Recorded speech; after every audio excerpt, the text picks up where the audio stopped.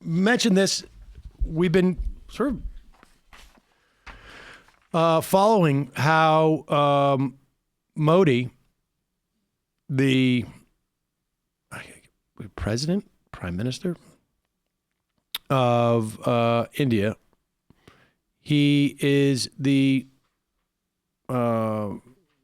ruler of the BJP party. He's the head of the BJP, and he has been elected to a second term. Yes, and systemically, essentially being like, I don't know how else to put this, like outlawing Muslims, right? I mean, creating more than that. Yes, and everything that follows from that.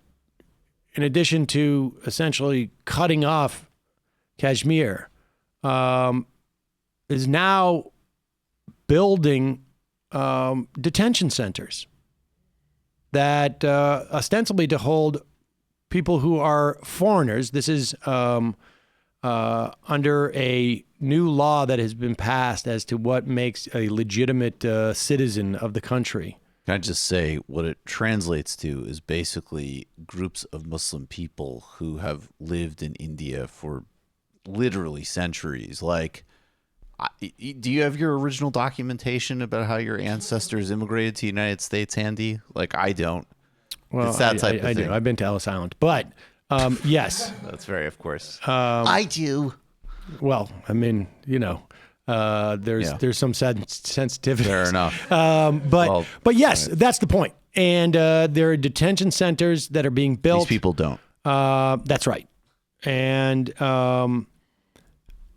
detention centers are being built. Here is essentially you have guy ripping Islamic symbols down. Yeah, off of like huge spires. And here is Donald Trump in country. Lynchings. I mean, just to kind of like give an This atmosphere. is like a rolling crystal knock This on is, some level. The BJP is analogized to the RSS, which is this broader umbrella organization, I would say, to the Southern Democratic Party with the Ku Klux Klan during the Jim Crow era in some respects. Yeah, and the media is reporting on like what Trump ate at his meeting with Modi while all this stuff is happening. This is a paramilitary. And the idea that, listen, the idea that it's happening when Trump is there is extremely important and dangerous and problematic, because it is basically saying this is when theoretically the eyes of the world are on this country. The Western press, the U.S. press is here, the President of the United States. If they can do this while Trump is there, they're basically guaranteeing that no one will speak out when Trump isn't.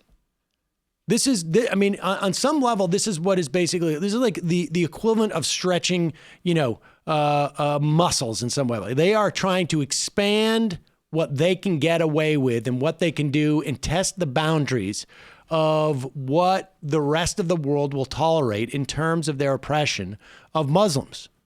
Yeah, Trump's probably jealous. Well, here he is. Basically, he's being asked about Modi's Muslim discrimination, and here's his response. Ali Maqbool from BBC.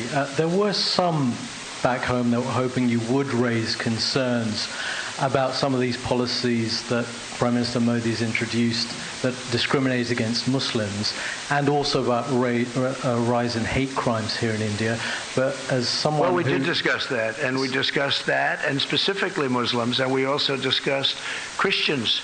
But someone and I had a very powerful answer from the Prime Minister. We talked about religious liberty for a long period of time in front of a lot of people, and I had a very, very powerful answer. And as far as Muslims are concerned, as he told me, I guess they have 200 million Muslims in India, and a fairly short while ago they had 14 million. And he said that they're working very closely with the Muslim community. But so you pause it for 1 second. Now break this down. Like you get an outline of what is said. I mean, he's giving us a clue here of what was said there. First off, Trump wants to talk about religious liberty because that is a sop to the right-wing Christians in this country. And we're starting to see that, right now, I think the Supreme Court is looking at a case involving foster parenting by gay couples as to whether the Catholic Church, who runs an adoption agency, can deny adoption to couples of same-sex couples. I mean, that's just one thing that's going on there, but this is a big thing on the right. And the idea that he pivots to, we're just talking about Christians, and then he pivots back.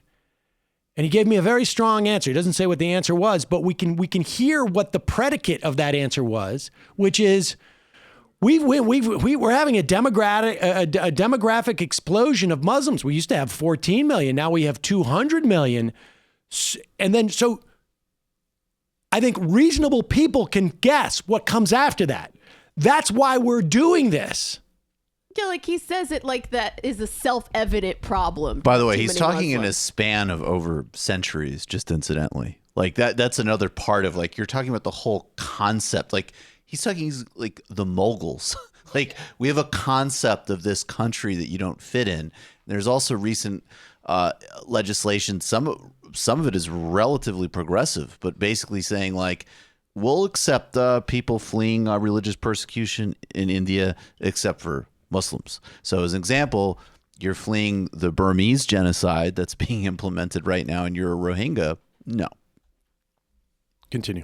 A while ago, they had 14 million, and he said that they're working very closely with the Muslim community. But so you yourself have been criticized for policies that have discriminated against Muslims, like the travel ban. There's also been a rise in hate crimes over the last couple of years in the US. So are you in a position to talk to him about those subjects? Yeah, I won the travel ban, as you probably know. A lot of people said I lost it. No, I won the travel ban, and we use the travel ban where we think there's, not based on religion, but where we think there's going to be trouble, where we're looking at certain countries. As you know, we added a few countries onto it. But we won the travel ban, and we won it in the Supreme Court. So the travel ban is not a thing against Muslims. It's a thing against areas where we don't want people coming into our country that are going to cause problems, cause harm, cause death, hurt our people. And I feel very strongly about that. There you go.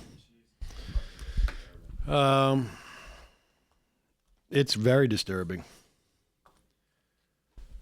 Lastly,